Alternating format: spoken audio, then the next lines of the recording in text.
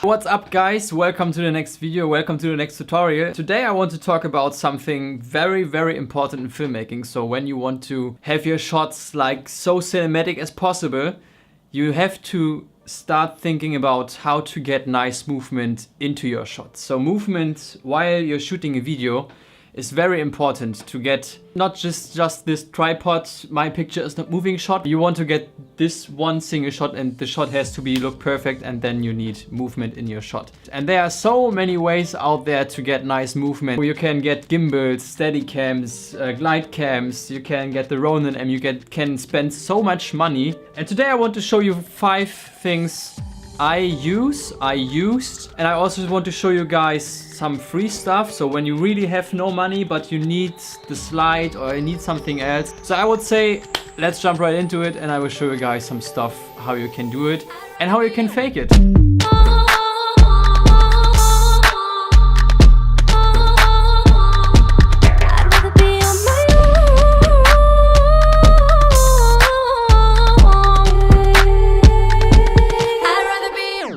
So the first point I want to talk about is your tripod. So your tripod, everybody has a tripod. So if you're a filmmaker, you have a camera, and the next thing you should buy is a tripod. When you type in Amazon tripod, the first you get for 20 or 30 euros, that's the tripod I'm using right now. And believe it or not, you can make some amazing movements with your tripod. When you're filming an object like a drone, you can put your tripod on 2 legs and you can lean it forward or backwards to get a nice movement into your shot. And in my eyes, the shot is so simple, but it's also so powerful because you get a nice, smooth shot. Also, what you can do is you can put your tripod just on one leg, or you can put all legs together, like, you know, like just one big leg, and then you can move your tripod like however you want, to the left, to the right, to the front, and you can make some nice movements. I went from the tree, behind the tree, to the right, and then my drone, so the object, came into the picture, and for me that's very powerful and it's just good looking. If you have a tripod and you don't have a gimbal, a glide cam or whatever, you can just use your tripods to create some nice, amazing shots. Alright, number 2.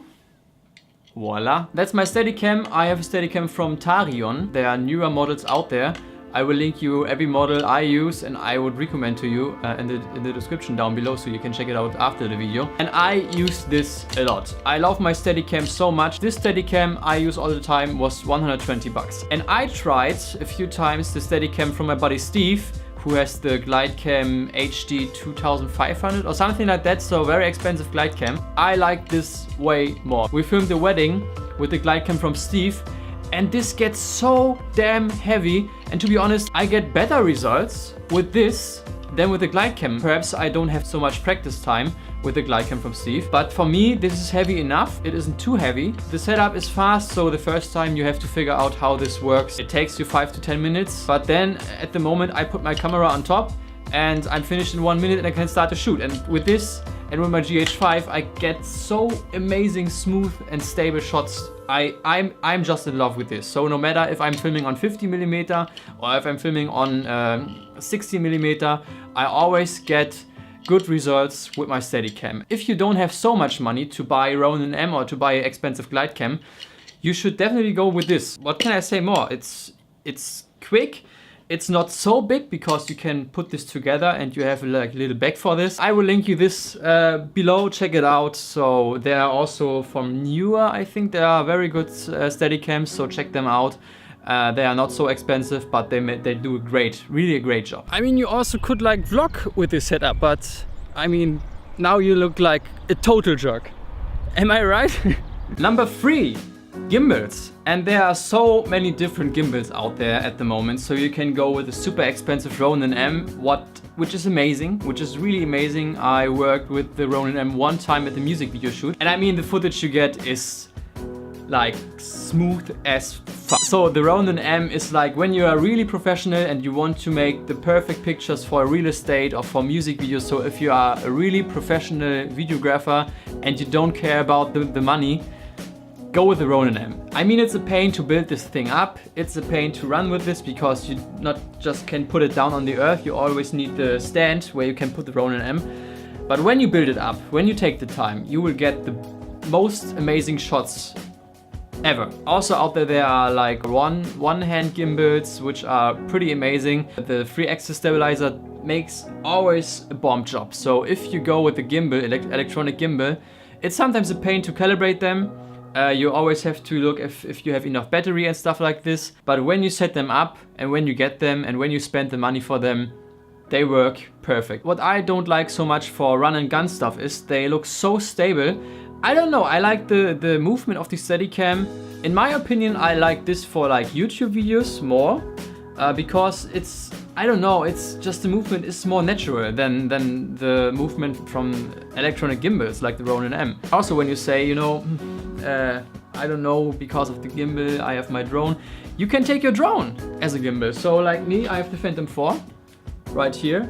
And here I have a 3-axis stabilizer, so why don't use this? So what you can do is you can just take your drone like this and you can run like a total idiot, but you get super smooth shots and this stabilizer is making an amazing job. You can film in 4K. I mean, the camera isn't the best on this, but when you're outside and you just need fast, stable 4K footage, if you have a drone, take the drone. So when I'm filming somewhere and I don't have my Steadicam with me, I just go with the drone. I also saw some guys for real estate videos just filming with the drone. So they made the shots indoor, running with their drone through the real estate, and for outdoor, they put the props on the drone and they flew around the house. So, I mean, I would never do this because I want to have my best quality camera with me for the real estate. When it has to be fast and cheap, you know, take your drone, run through the house, let it fly. Finish, done, job done, okay? I'm just saying, guys, it's not the best way with the drone, but it's possible.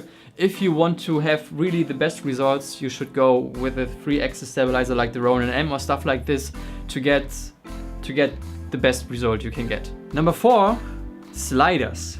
And sliders are so much fun. I don't have a slider by my own, but I work with a slider from Steve a lot. And we filmed the last real estate. We filmed this just with a slider and you can make so nice movements with a slider, especially when you have a foreground and you slide from this foreground and then your background appears. These are the most bomb shots. So sliders are amazing. I link you the slider we use in the description down below so you can check it out. There are also cheap ways if you say, you know, I don't have so much money now for a slider. There are ways to make it for free. So like I did it the first time when I didn't have a slider. You can take like a towel or also a little napkin. So I had a job, I had to film ham and cheese on a table and I wanted to have like a nice movement into the shot. I took a napkin, I put it between my camera and the table and we just pulled, so I was filming with my buddy Marcus who had the idea, and we just pulled the napkin to move the camera. And with that we got really amazing shots. So the shots are really, really great. So sometimes you just have to be creative and you can put the camera on the table and slide the camera at the table to get nice shots. There are ways how you can do it without paying 500, 600, 700 bucks for a slider or something else. But yeah, sliders are just fun, and if you have the money you should get one day, because with that you can make the really nice special moves. Then you can slide. You can slide all day, and sliding is amazing. My 5th and last thing I want to tell you guys, you can fake cinematic movements in post. And I will show you guys this right now. So let's go. So welcome on the computer.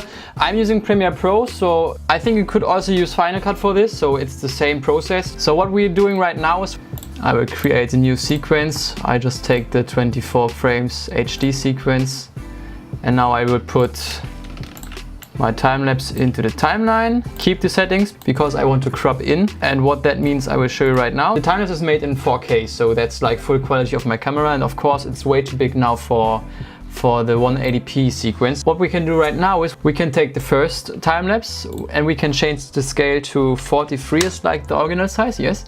And we can keyframe the scale and we can keyframe also the position. For the beginning I just want to keyframe the scale, so I will make this a little bit bigger here.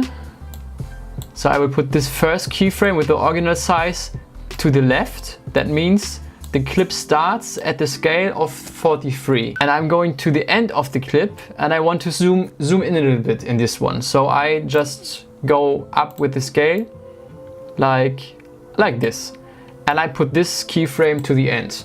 And now it's simple as that. We created the first fake movement. The second thing you can do is, let's take the second one, also go down with the scale to 43. That's my original size. And I want to go from the left to the right so that you think I used a slider for the shot. So I just take the scale up a little bit, perhaps to 55. So we have to zoom in a little bit. And now I will keyframe the position. So I will start with the position on the left. So I put this keyframe to the left, to the beginning of the clip. And I will go to the end of the clip and I will go with the position way to the right. And I will put this keyframe to the end. And right now we have this nice slide effect. And now you can also do everything together. So let's go back to 43 and you can scale both. So I will go in, I will go to, let's say 60. And I also want, so I put this keyframe on the end. And the position I want to start here. And at the end, I want to have the position like a little bit more left, a little bit more up, or a little bit more down. Yeah, a little bit more down. And I put this keyframe to the end. And now we have both. So we have zooming in and changing the position at the same time. So this is how you fake camera movements in post. It would be great if you could shoot the footage in 4K because then you don't have quality loss. But I also sometimes crop in HD material because nobody will recognize this. You can do a lot with this.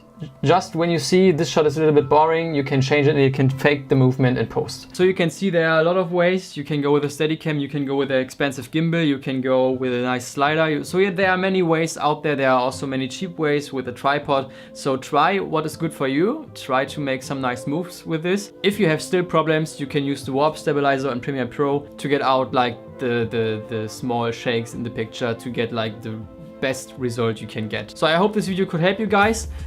It's actually the first video of like a little series I'm planning. So the plan is to teach you guys how you can create a cinematic look, and this is like the first part of the season. So yeah, don't forget to subscribe if you want to learn more. So I will tell you something about using LUTs. I will tell you something about color correction. I will tell you about music. And in the end, I will show you guys in a big video how to create, from all you learned right here, how to create the best amazing looking cinematic look. So smash the like button if you want to see more. If you guys have some other ideas to get some great moves, perhaps you have other ideas for free, so like the napkin or the towel or the tripod, write them down below. So we are all filmmakers, so help each other out. And yeah, that's how we get better, you know, we learn from each other. We are a big family, filmmaking family. So I'm excited for your comments, and yeah, as always, have a great day. Thanks for watching and see you at the next video. Bye guys.